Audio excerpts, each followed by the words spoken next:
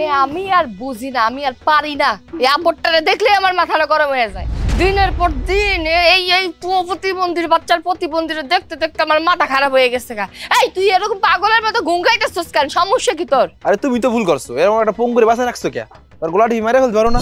ওরে এখন গোলাটি মেরে ফেলাও। আরে না, ওরে মাইরা ফেলা যাবে না। ওরে যদি মাইরা ফেলাই পরে আবার কেস কাছারি হইব, থানার পুলিশ এসে আবার ধরে লয়ে যাবো গা। দরকার আছে এই সমস্ত প্রতিবন্ধী মাইরা হাত নোংরা করার? এই শোন, তোর আজকে একটা কথা কইয়া দিই, কানের মধ্যে কথাটা ঢুকায় রাখ। প্রতিবন্ধীর বাচ্চা প্রতিবন্ধী, আমার জীবনটা তাকালে শেষ করে দিছস।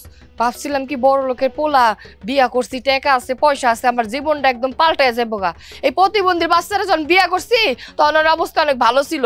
প্যারালাইজড হইয়া পঙ্গুর মতো 1 বছর ধরে এনেই পড়ে রয়েছে, লড়াচড়া করতে পারে না।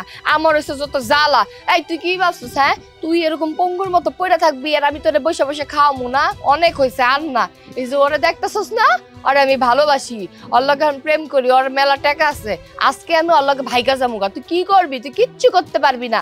এই চলো তো, ওর লগে তো পকড় পকড় না কইরা চলো আমরা এনতে যাইগা।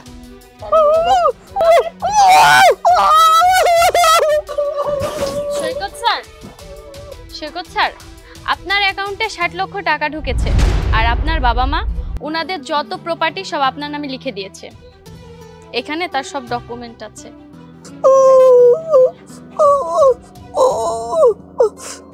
এই এই তুমি এখানে খাড়া আছো কেন? যাও তুমি, এই তাড়াতাড়ি এই বাড়ি থেকে বাইরো, বাইরো। আরে যাও মানে কোথায় যাবো আমি? আরে আজব তো ভাই, আপনি তাড়াতাড়ি এই বাড়ি থেকে যান তো, ঝামেলা করেন না, যান। এই দাঁড়াও দাঁড়াও, ভাই কাকে বলছো? আর এই সমস্ত কি ভাই ভাই কাকে বলছো তুমি? আরে বাবা, আপনি ভাই কে? কে ভাই মানে আপনি ভাই? যান আমার বাড়ি থেকে বাইরে না। আর একবার যদি আমার বাড়ির আশেপাশে দেখছি না, একবার পা ভাইকে হাতে ধরে দিব। যান তো, যাও কইতেছি। আরে যাই রাখি লেগা। আরে এই যে আপু, আপনিও যান, আমরা জামাইবো কথা কমু, যান। ঠিক আছে স্যার, তাহলে আমি আসি।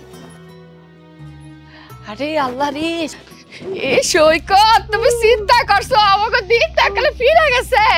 50-60 লাখ টাকা তোমার অ্যাকাউন্টে ঢুকছে। হ্যাঁ, আবার বলে এডি বলে সয় সম্পত্তি। কি মনে করছস তুই? হ্যাঁ, তুই কি মনে করছস যে আমি অসুস্থ রোগী? হ্যাঁ, আমি প্যারালাইজড রোগী হয়ে এখানে দিনের পর দিন বয়ে রইছি? হ্যাঁ শোন, আমি অসুস্থ হয়েছিলাম ঠিকই, কিন্তু যখন তোরে নিয়ে বিভিন্ন জন বিভিন্ন কথা কইতেছিল, তখন আমার বাবা মা আমার বুদ্ধি দিয়েছিল যে বাবা তুই একটু শুধু বোর মনটা পরীক্ষা করার জন্য কয়টা দিন একটু অসুস্থ শ্বাস। আমি বাবা মায়ের কথা শুনে আমি অসুস্থ শ্বাসছিলাম। আরে আমি পঙ্গু অবস্থায় তোর স্বামী, আমি আমি আমি স্বামী। হ্যাঁ, আমার সামনে একটা অসুস্থ স্বামীর সামনে তুই পরপুরুষ নিয়ে ঘরে গেছস। হ্যাঁ, তুই আমাকে দিনের পর দিন নির্যাতন করছস। আবার কি বলিস আমার রেখা তুই চলে যাবি? হ্যাঁ, চলে যাবি? যা যা, চলে যা। আরে আল্লাহ, তুমি আমার ভুল বুঝতেছো কেন? আমি তো সব জানতাম। আমি আমি আমি দেখো, আমি তো ওই ফুলালো কোনো সম্পর্ক না। আমি চাইছি তুমি ভালো হয়ে যাও, এর লেগে এমন করছি। শোন, এই যে দেখতেছস না, এগুলো সব আমার বাবা মা আমার নামে দিয়েছে। তোর মতো এরকম